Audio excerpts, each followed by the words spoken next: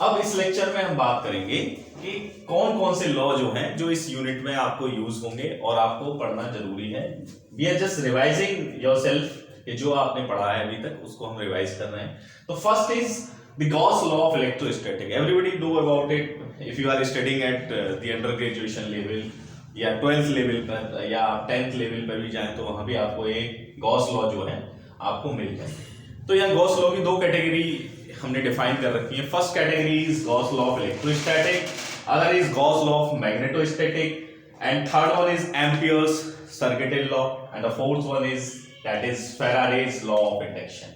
So you will already heard about these four laws, but we will just revise yourself one by one. So first I am going through the Gauss law of electrostatic because it is very important for this unit.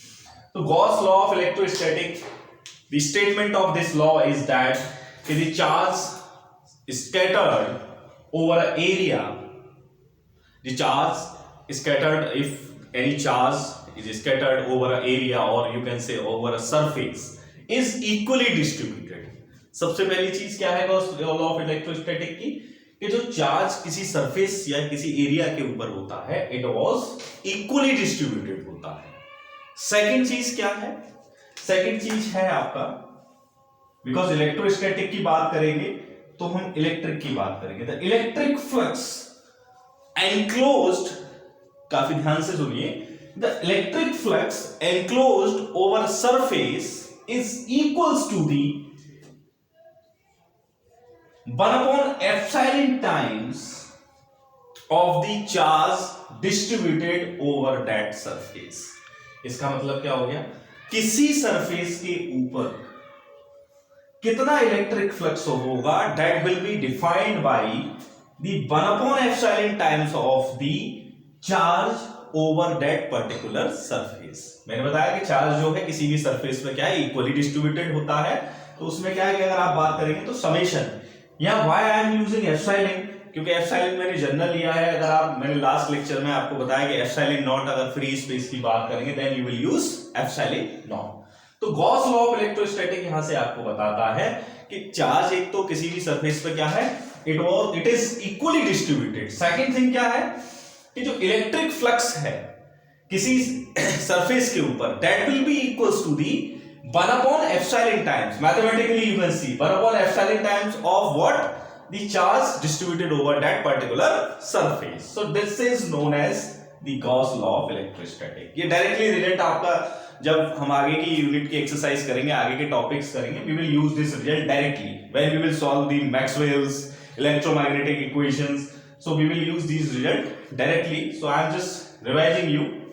Second thing, that is Gauss law of magnetostatic. That is very important. The magnetic flux, ध्यान से सुनिए, the magnetic flux enclosed over a surface, क्योंकि अभी यहाँ electric flux की बात थी तो इलेक्ट्रोस्टैटिक से रिलेटेड था। यहाँ हम किसकी बात कर रहे हैं? मैग्नेटिक फील्ड की से रिलेट करेंगे तो हम मैग्नेटिक फील्ड की बात करेंगे क्योंकि मैग्नेटोस्टैटिक की बात हो रही है। The total magnetic flux enclosed over a surface is always be equals to 0।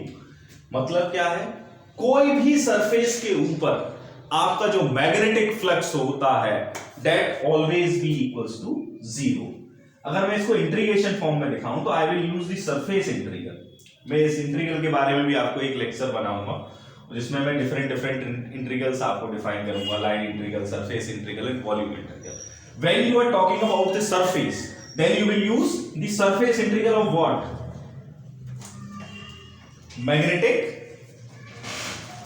Magnetic field that will be equals to 0।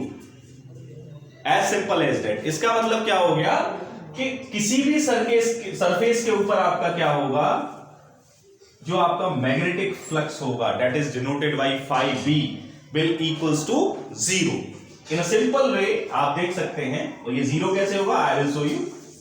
If I am considering a surface in this way, so the flux in that is phi b and flux out I say minus phi b, then take the sum. So the sum is phi b is equals to, yeah, you can say simply phi. So simply phi b plus minus 5v, so simply plus minus plus simply 0। जितना flux enter करेगा किसी surface से उतना ही flux आपका out हो जाएगा। So the total flux एक surface के ऊपर अगर आप बात करेंगे that always be equals to 0, वो हमेशा 0 के बराबर होगा। इट इज रिप्रेजेंटेड और the given by the Gauss law of magnetostatics.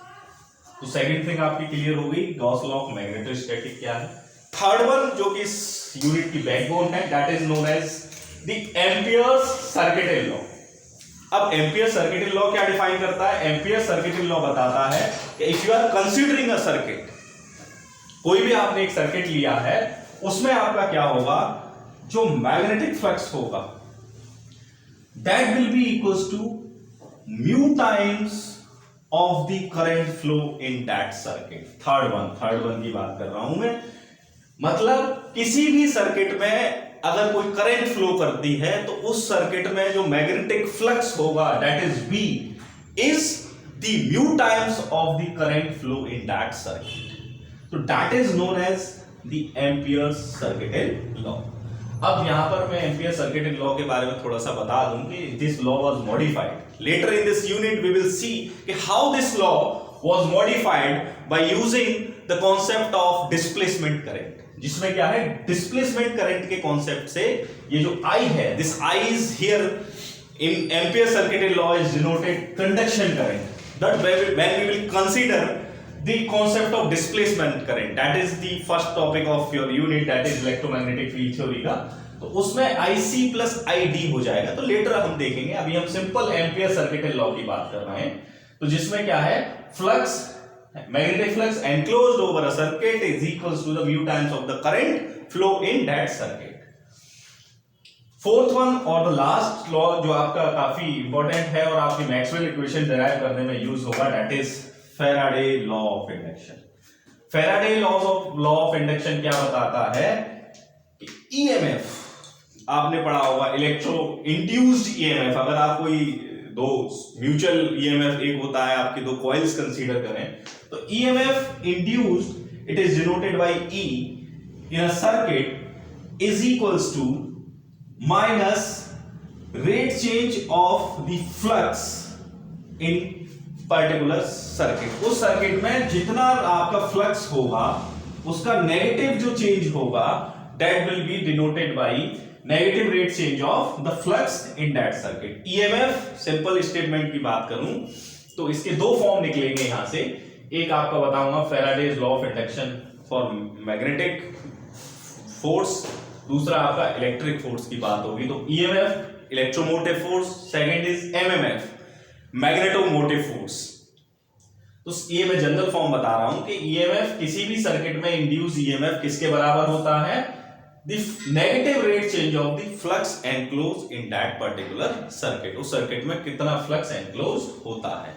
If I talk about especially in for electric field, so this becomes simply I will write EMF। So EMF will be minus del phi E over del T। Simply क्यों?